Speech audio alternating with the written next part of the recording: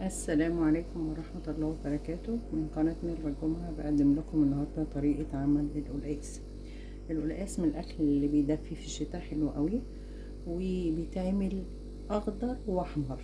في بعض المحافظات بتعمله أحمر وفي بعض المحافظات بتعمله أخضر. قبل ما ابتدي متنسونيش بلايك واشتراك وتفعيل الجرس عشان يوصلكوا كل جديد. كمية القلقاس اللي انت عايزة تعمليها في من، طبعا انا نسيت اصور الحتة بتاعت قبل ما اقشره دي. هو طبعا بيبقى قاسي شوية في التقطيع، ولكن بالسكينة كده او بالقطاعة بتاعت العجين تقطعي بيها بيبقى سهل.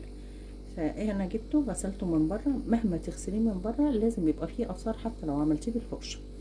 فانا غسلته من بره، قشرته وهو قاسي شوية، ولكن بتقشريه وبعدين غسلته وصفيته بالمصفى ومسحته بحته عشان ما يديش الزفلطه دي اللي بتبقى فيه كده. بصوا بيبقى كده يعني كويس. سلقتي بقى اللحمه وشوربه اهي، فهنحطه كده، ننزله كده. هحطه بقى دلوقتي، هجيب الخلاط معايا سلق وكزبره. قشرت السلق اهو اهو، والكزبره باخد الورق بتاعها ده اهو، وهضربه في الخلاط اهو.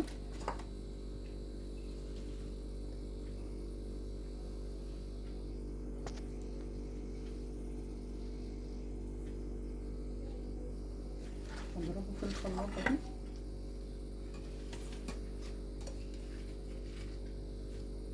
محضره الطاسه فيها شويه توم وفيها معلقه سمنه، بس ده مش هنستخدمها دلوقتي.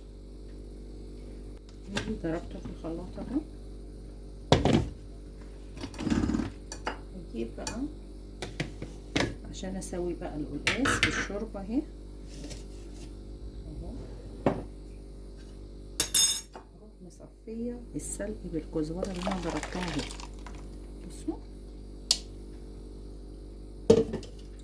واروح مصفيه كده.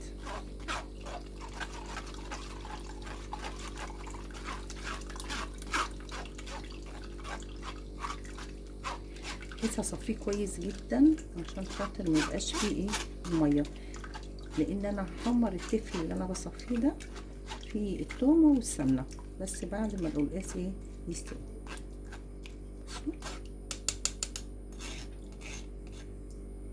بصوا اهو، شايفين؟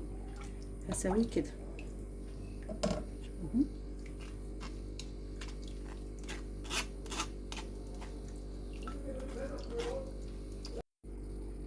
بصوا اهو، احط بقى ده كده اهو، وعلق على القلقاس لحد ما يستوي. دي احسن من الطريقه ان انت تحمري السلق وهو ورقه كده. بصوا اهو، تومه معدن. بس ايه، اسوي قبل القلقاس في الشوربه دي وبعدين ارجع لكم. القلقاس استوى اهو. هنحط بقى، حطينا على النار السلق اللي احنا كنا مصفيينه مع الثومه والكزبره اللي احنا صفيناه. خليها تتحمر كده. على فكره القلقاس النكايه ما بياخدش سوا على النار خالص، ما بياخدش حتى نص ساعه. نحمر ده بقى.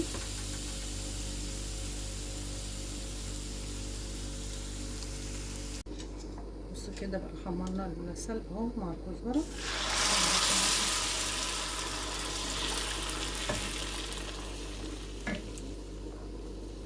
بسم الله الرحمن الرحيم.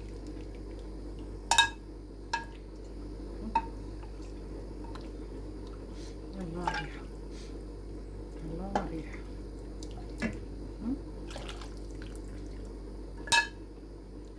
شايفين شكله بقى عامل ازاي؟ الطبق بقى احطه في طبق التقديم وورق. وده الشكل النهائي للقلقاس الاخضر. اتمنى الفيديو يكون عجبكم. اترككم في رعاية الله، والسلام عليكم ورحمة الله وبركاته.